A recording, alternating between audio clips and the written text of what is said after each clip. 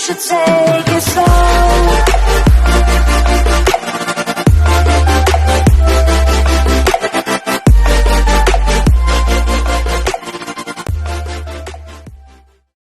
Yo, what's going on, guys? I'm back and welcome back to the channel, and in today's video we're going to be taking a look at the Transformers Studio Series number 26 World War II Bumblebee. This figure I have very mixed feelings about, but I'll talk about them when we get to this review.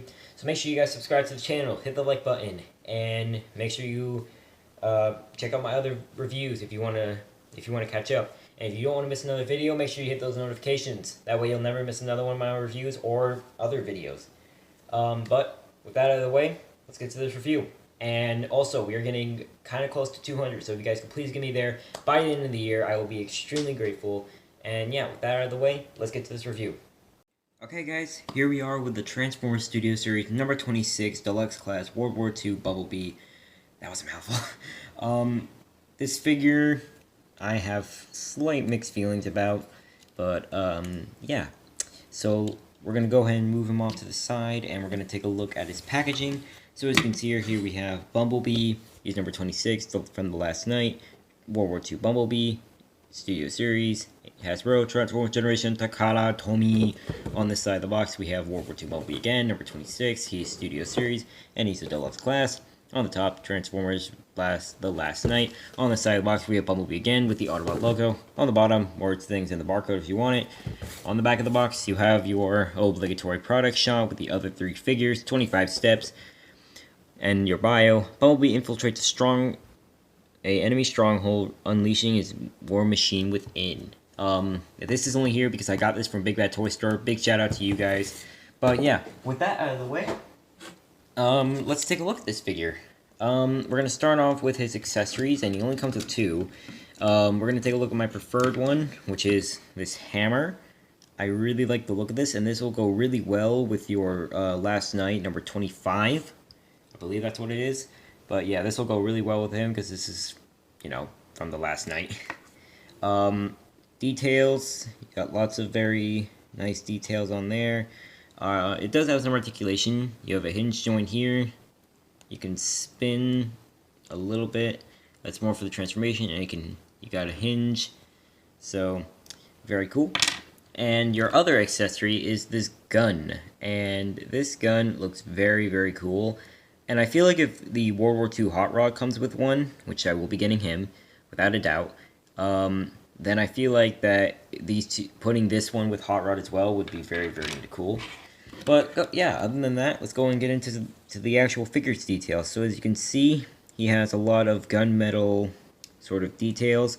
The head sculpt is beautifully done. I like those pure blue eyes, and if you look, you can actually see a little bit of an Autobot logo right there, if you can see it. You've got lots of very nice details on the figure. He has a lot of... He's mainly dark green. Makes sense, because that's what a lot of vehicles were back in the old day. What is this backpack? What is this backpack? I'm being honest. Like, I know this is like the majority of the vehicle form, or it is pretty much the vehicle form, but I'm not a big fan of it. The arms have lots of details on them. And the back, it's just pure blank. And then over here, as you can see, you have a 10, and the legs are very nicely detailed and sculpted. And I like over here how it's slightly different from the rest of it. I like how they put that in for the legs. For this figure's articulation, you have a ball joint at the head. You can look up that far and you look down that far, which isn't exactly much. You can raise the arms up, but you can't really bring them back, so it's not really full 360. I'd say it's around 180. Arms can come out. You have this piece can go in and out, but that's because of the transformation. You have a swivel here, bend at the elbow. The wrist can move in, but that's more for the transformation. No waist swivel. The leg can kick. The leg can move back that far. And if you spread his arms, then you have a beautiful spread. Very loose thigh swivel. Bend at the knee, and that's about it. So that's it for articulation, and I kind of wish this figure could do a little bit more, but I understand due to the back, they had to limit the posability And this figure is a incredible pain to get stood up. Like, he never wants to stand up. Come on. There we go. Okay, so moving on to comparisons. Here we have my previous review, the leader class Megatron. As you can see, Megatron towers over Bumblebee due to the difference in their scaling. Of course, this is leader class, this is deluxe class. Makes sense.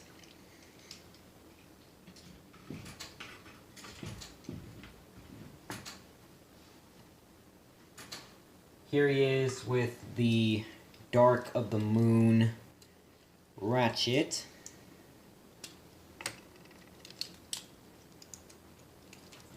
Yep. Here he is with the Dark of the Moon Ratchet, and he's got kind of the same problem as World War II Bumblebee, but his legs are more controlled. They're not as loose as World War II Bumblebee, so that's a problem that I have. As you can see, he's only a little bit taller. They're still the same, but that's cool.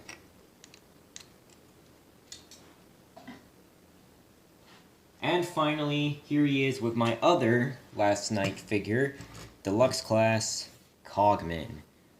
So, that's cool. I like it. So, let's get to the transformation. Alright, so, what you want to do first is you want to fold in his hands. And this is one of the weirdest things I've ever seen on a figure, but basically, here, well actually, let's extend out the back, and let's fold out these panels right here. They'll come into play later. I don't know if it's just mine, but, yeah, right here, they still leave a little bit of a gap. I don't really know why, but yeah, you want to take the head, you want to push it down, you actually want to push it back a little bit so you can actually fit it in there, and then fold it back in. And now you want to fold this back up, and you want to try to fold the arms out. But before you do that, you actually want to fold out the wheels. They're actually on these like double hinge joints. Okay, and then you just want to fold these around like so. Now let's work on the legs. So you want to fold out this, rotate it, fold out the wheel. I was about to say foot. You want to fold the foot like that. Bring this down, and there should be a tab somewhere for this to tab into. Guess not. Yeah, do the exact same thing on this side. Fold this down, and then just simply connect them up. There we go. That way that actually stays like that. Now what you want to do is you want to take the arms, fold them up like this, and then you want to fold it in like that. Then there's a slot right here, which is why you actually want to rotate it the opposite direction, because there's a slot inside of the leg that you want to slide this into. It's more of a sliding thing than it is a tab. Okay, and now we'll do the exact same thing on this side. Comes down like that. The hands should be out. Then you just want to line it up and slide it in like so. Okay, everything. And if this front part comes untabbed, it's gonna happen. Nothing we can do about it. Now you just want to simply take this and then just fold it over. Oh, and then you just want to simply take these two tabs and put them underneath there. And I'd say to fold out the back a little bit more. But you do what you want to do. Okay, like that. And now you want to fold down the wheels. But before you do that, you want to fold this down all the way so that this slot right here will go into that tab, like that. There we go. Okay, and yeah, so Now let's put on his weapons. So you want to take this, and you want to, as you can see, there's a little hole. But before we can do that, we need to fold it up, and then you want to slide it like this. Then you just want to simply plug it in. Just want to plug it in like that. Plug it in. There we go. And then just fold this over it. Here we go. I don't know if yours will be at an angle like mine is, but it's fine. I kind of like it actually. And then you just want to simply take the gun and put it over top. There you go. So with that out of the way, here is the Transformers Studio Series Last Night World War II Bumblebee. And I'm gonna be honest, just like a lot of people prefer the vehicle mode over the robot mode, and I can agree with them. This vehicle mode, it's not accurate, but it's still better than the robot mode.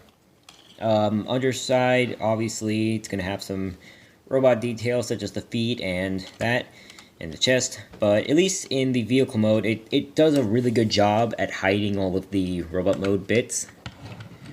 And I also really like how this folds up so you can put the hammer in there. I love that.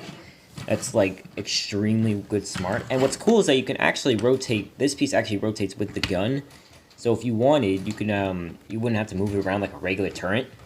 So that's cool. And here comes one of the problems. The back, if you mess around with this figure too much, will untap. But yeah, he can roll very well. You can, yeah, it's very cool. Details, as you can see, here we have number 52. As you can see, we have a couple more details on the side. A couple of other things. This tab looking thing. As you can see, this is where you would, normally tab it in. But again, on my copy, it just doesn't want to stay tabbed in. As you can see, we have some numbers right there. So, yeah. But with that out of the way, that's the end of this video, guys. I hope you guys enjoyed. Make sure to subscribe to the channel, hit that like button, and comment down below who's your favorite character from the last night. And with that out of the way, hope you guys have a great day, and I will catch you guys on the next one. See you guys later.